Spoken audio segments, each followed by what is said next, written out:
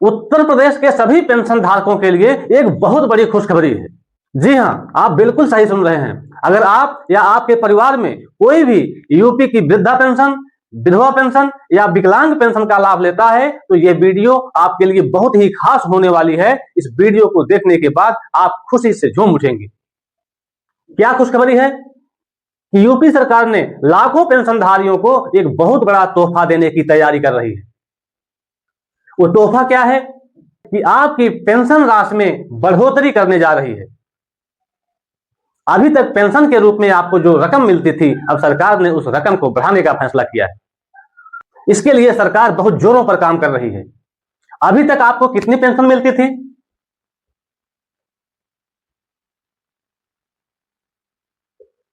₹1000 per month, यानी कि हर महीने 1000 रुपए। और ये कब मिलता था? 3 महीने में।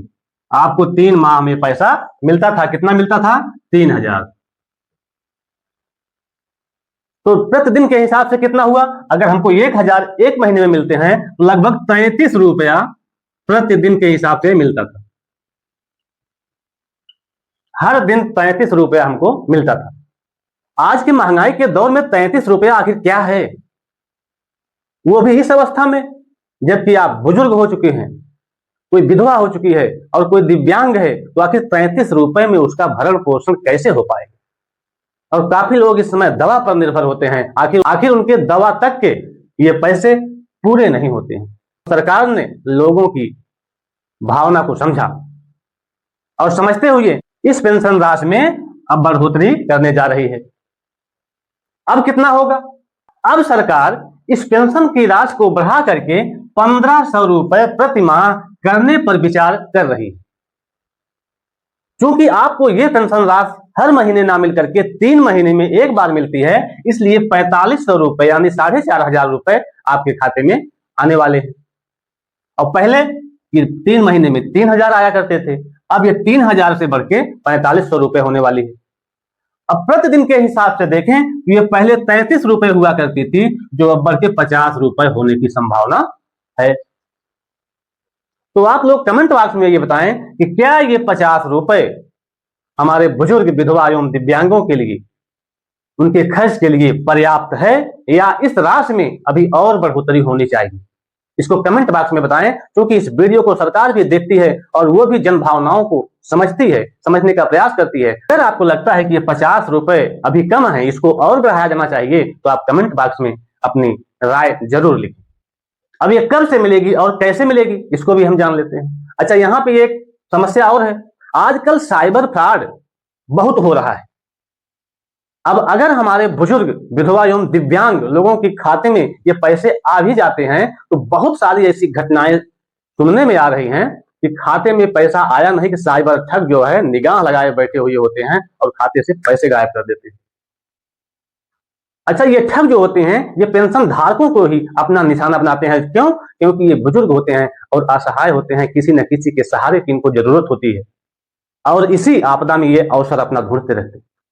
तो इन ठगों से बचाव और आपकी पेंशन को सुरक्षित करना, इसी टॉपिक पर हम अगला वीडियो अपना लेके आ रहे हैं। आप लोग जरूर देखिएगा उसको। तो ये देख लेते हैं कि ये बढ़ी हुई पेंशन हमको कब से मिलने वाली है और इसमें हमको क्या सावधानी रखनी है। तो सबसे पहले हम ये जान लेते हैं कि बढ़ी हुई पेंशन आपको कब से मिलेगी। इसके बाद जानेंगे कि हमको इसमें क्या सावधानी रखनी है ताकि हमारी पेंशन कहीं आते आते फंस ना जाए।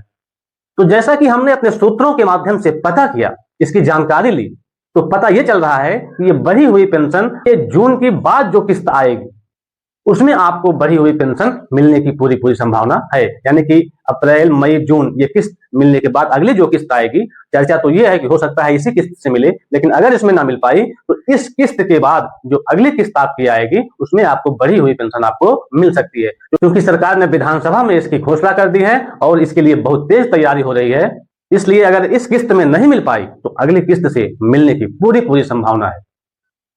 अगर फिर से कोई इसमें नई अपडेट आती है उसको भी सबसे पहले हम आपको बताएंगे। अब हम इसकी सावधानी जान लेते हैं कि सरकार ने इसकी क्या सावधानी बताई है। उससे पहले एक निवेदन फिर कि अगर आपने वीडियो को अभी तक लाइक नहीं किया है तो लाइक कर दें और चैनल को सब्सक्राइब कर लें। आपके लाइक और सब्सक्राइब से हमको हौसला मिलता है, ये आपका आशीर्वाद होता है कि हम और ऊर्जा के साथ आपके लिए मेहनत कर सकें। तो आप लोग इसमें कंजूसी बिल्कुल ना करें। आखिर इसमें आपका जाता क्या है? और पेंशन राशि के बारे में आप कमेंट में जरूर बताएं, अपनी राय जरूर व्यक्त करें, ताकि इस वीडियो के माध्यम से आपकी आवाज सरकार तक पहुंचे।